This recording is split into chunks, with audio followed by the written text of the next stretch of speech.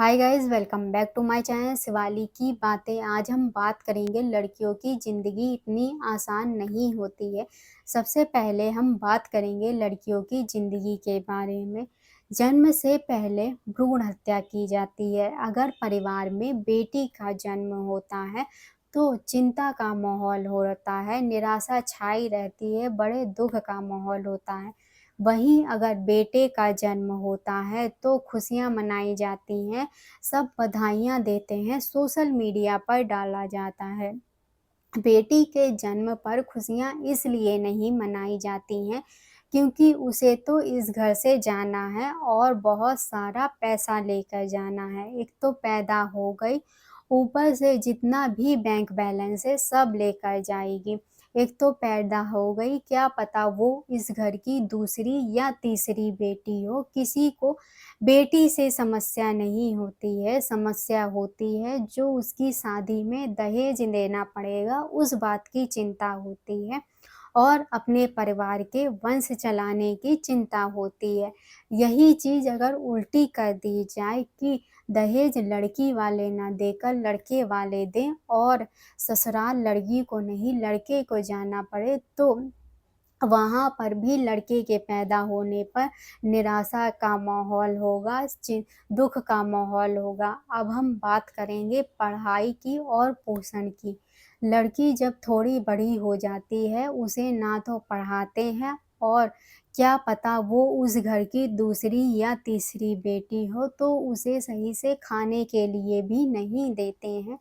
अगर बेटी को पढ़ाएँगे नहीं तो वो अपने पैरों पर कैसे खड़ी होगी? अगर वो अपने पैरों पर खड़ी नहीं होगी तो वो माता-पिता पर और शादी के बाद अपने पति पर निर्भर होगी। अगर बुढ़ापे में माता-पिता को बेटी की ज़रूरत पड़ी तो वो उनकी मदद नहीं कर पाएगी। अगर आप बेटी से प्यार नहीं करते तो आप बेटी को इसलिए पढ़ाइए क्योंकि अगर बुढ़ापे में आपको जब ज़रूरत पड़ी तो वो आपकी मदद करेगी, क्योंकि माता-पिता के प्रति बेटे से ज़्यादा बेटी में प्यार होता है। अब हम बात करेंगे बेटी जब बड़ी हो जाती है, अगर लड़की पढ़ाई कर रही है तो उसकी पढ़ाई बंद करवा देते हैं, ये कहकर कि उसकी शादी की उम्र हो गई है। शादी के चक्कर में उसे ना तो पढ़ने देते हैं और ना ही उसे नौकरी करने देते हैं। न ये कहते हैं जो भी करना है तुम्हें सब ससुराल में जाकर करना। जब लड़के वाले लड़की को देखने आते हैं तो उनसे माता-पिता कहते हैं कि हमारी बेटी को शादी के बाद पढ़ाई करनी है या नौकरी करनी है, तो वो लोग उस समय कह देते हैं कि हाँ, पढ़ाई कर लेना या नौकरी कर लेना। लेकिन उसी लड़की की जब शादी हो जाती है तो वो लोग पढ़ाई करने के लिए या नौकरी करने के लिए मना कर देते हैं। वो कहते हैं तुम्हें नहीं करनी है। बहुत कम लोग होते हैं जो अपने घर की बहू को पढ़ाते हैं और नौकरी कराते हैं। अब हम बात करेंगे शादी के बारे में। शादी से पहले लड़की के ज़िंदगी के फैसले माता-पिता लेते हैं और शादी के बाद लड़की के ज़िंदगी के फैसले उसके ससुराल पक्ष के लोग लेते हैं। वो लड़की अपनी पूरी ज़िंदगी अपने फैसले नहीं ले पाती है, वो दूसरों पर निर्भर रहती है। इसीलिए लड़कियों के साथ घरेलू हिंसा होती है और हत्या होती है। अब हम बात करेंगे जिसकी शादी नहीं होती।